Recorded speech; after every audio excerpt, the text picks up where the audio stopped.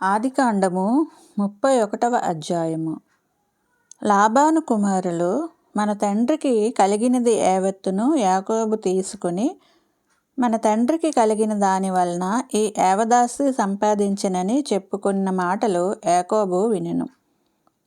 మరియు అతడు లాబాను ముఖము చూచినప్పుడు అది నిన్న మొన్నటి ఉండినట్లు అతని ఎడల ఉండలేదు.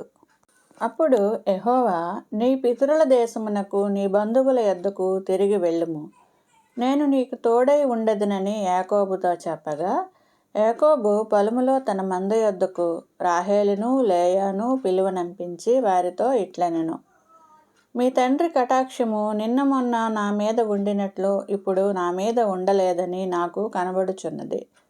అయితే నా తండ్రి యొక్క దేవుడు నాకు తోడై ఉన్నాడు. మీ తండ్రికి నా యావత్ శక్తితో కొలువు చేసితినని మీకు తెలిసేయున్నది.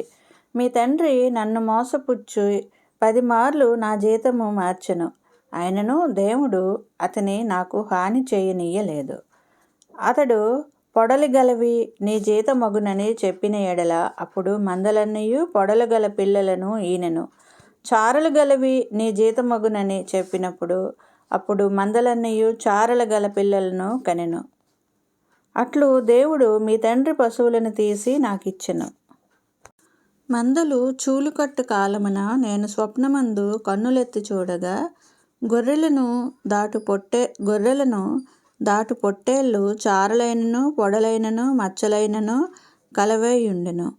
మరియు ఆ స్వప్నమందు దేవుని దూత యాకోబు అని నన్ను పిలువగా, చిత్తము ప్రభువా అని చెప్పితిని.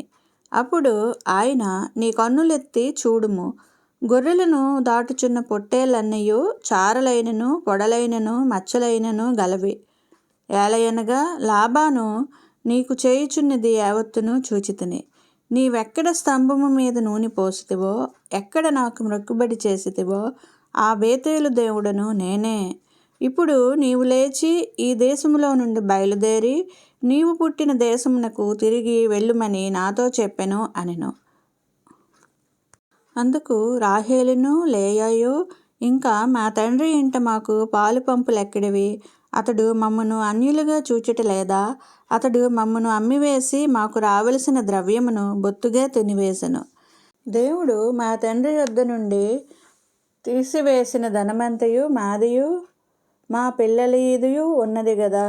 కాబట్టి దేవుడు నీతో చెప్పినట్లెల్లా చేయమని అతనికి ఉత్తరమియ్యగా, యాకోబు లేచి తన కుమారులను తన భార్యలను ఒంటెల మీద ఎక్కించి కనాను దేశమునకు తన తండ్రి అయిన ఇస్సాకు నొద్దకు వెళ్ళుటకు తన పశువులన్నింటినీ తాను సంపాదించిన సంపద యావత్తును పద్దనరాములో తాను సంపాదించిన ఆస్తి యావత్తును తీసుకుని పోయెను. లాబాను తన గొర్రెల బొచ్చు కత్తిరించుటకు వెళ్ళియుండగా రాహేలు తన తండ్రి ఇంటనున్న గృహదేవతలను దొంగిలించెను.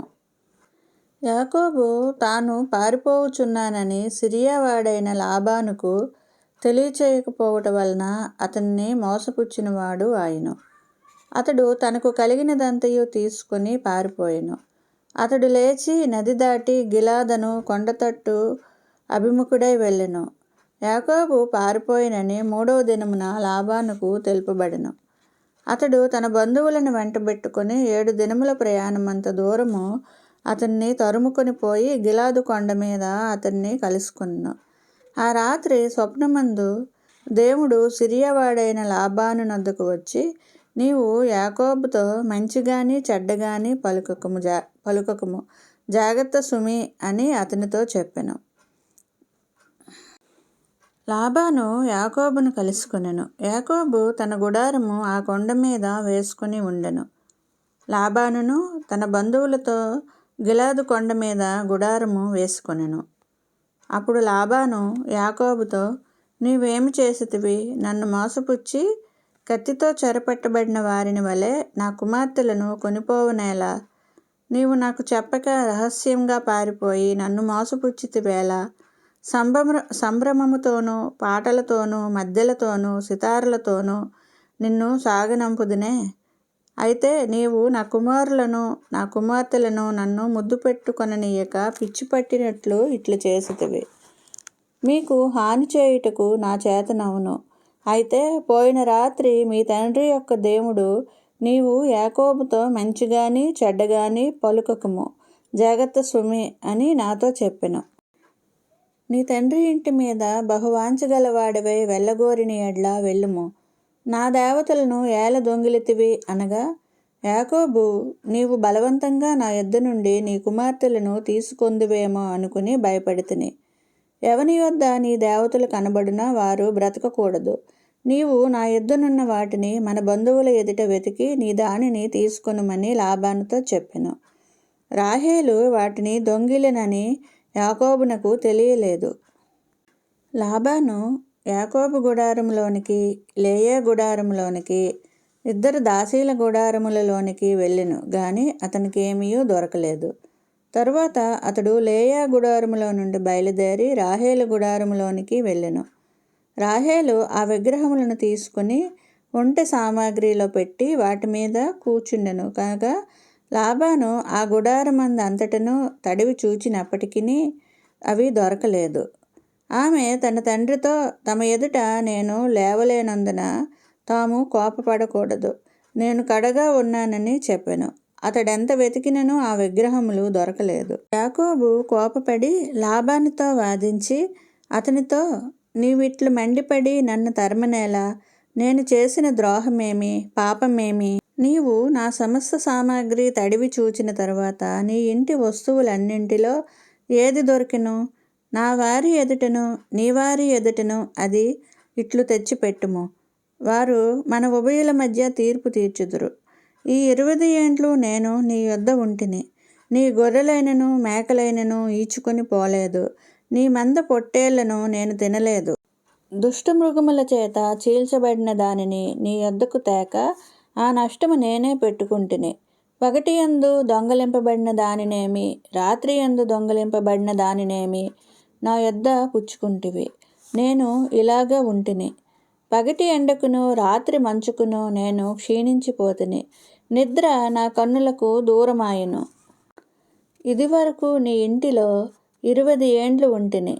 నీ 2 కుమార్తెల నిమిత్తము 14 ఏండ్లను, నీ మంద నిమిత్తము 6 ఏండ్లను నీకు కొలువు చేసితిని. అయినను నీవు నా జీతము 10 మార్లు మార్చితివి. నా తండ్రి దేవుడు, అబ్రహాము దేవుడు, ఇస్సాకు భయపడిన దేవుడు నాకు తోడై ఉండని ఎడల నిశ్చయముగా నీవు నన్ను ఒట్టి చేతులతోటే పంపివేసి ఉందువు. దేవుడు నా ప్రయాసమును నా చేతుల కష్టమును చూచి పోయిన రాత్రి నిన్ను గద్దించినని లాబానుతో చెప్పెను. అందుకు లాబాను, ఈ కుమార్తెలు నా కుమార్తెలు, ఈ కుమారులు నా కుమారులు, ఈ మంద నా మంద, నీకు కనబడుచున్నది అంతయు నాది. ఈ నా కుమార్తెలనైనను వీరు కనిన కుమారులనైనను నేడు నేనేమి చేయగలను? కావున నేనును నీవును నిబంధన చేసుకుందుము రమ్ము, అది నాకును నీకును మధ్య సాక్షిగా ఉండునని యాకోబుతో ఉత్తరమియ్యగా, యాకోబు ఒక రాయి తీసుకుని దానిని స్తంభముగా నిలువబెట్టెను. మరియు యాకోబు రాళ్ళు కూర్చుడి అని తన బంధువులతో చెప్పెను. వారు రాళ్ళు తెచ్చి కుప్ప వేసిరి. అక్కడ వారు ఆ కుప్ప యొద్ద భోజనం చేసిరి.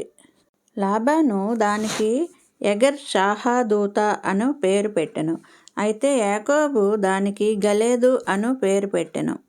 లాబాను, నేడు ఈ కుప్ప నాకును నీకును మధ్య సాక్షిగా ఉండునని చెప్పెను. కాబట్టి దానికి గలేద్ అను పేరు పెట్టెను. మరియు మనము ఒకరికొకరము దూరముగా ఉండగా యెహోవా నాకును నీకును మధ్య జరుగునది కనిపెట్టునని చెప్పెను గనుక దానికి మిస్పా అను పేరు పెట్టబడెను. అంతటా లాబాను, నీవు నా కుమార్తెలను బాధపెట్టినను, నా కుమార్తెలను గాక ఇతర స్త్రీలను పెండ్లి చేసి కొనినను చూడుము, మన యొద్ద ఎవరునూ లేరు గదా, నాకును నీకును దేవుడే సాక్షి అని చెప్పెను. మరియు లాబాను, నాకును నీకును మధ్య నేను నిలిపిన ఈ స్తంభమును చూడుము, ఈ కుప్ప చూడుము. హాని చేయవలనని నేను ఈ కుప్ప దాటి నీ యొద్దకు రాకను, నీవు ఈ కుప్పను ఈ స్తంభమును దాటి నా యొద్దకు రాకను ఉండుటకు ఈ కుప్ప సాక్షి, ఈ స్తంభమును సాక్షి. అబ్రహాము దేవుడు, నాహోరు దేవుడు, వారి తండ్రి దేవుడు మన మధ్య న్యాయము తీర్చును అని చెప్పెను. అప్పుడు యాకోబు తన తండ్రి అయిన ఇస్సాకు భయపడిన దేవుని తోడని ప్రమాణం చేసెను.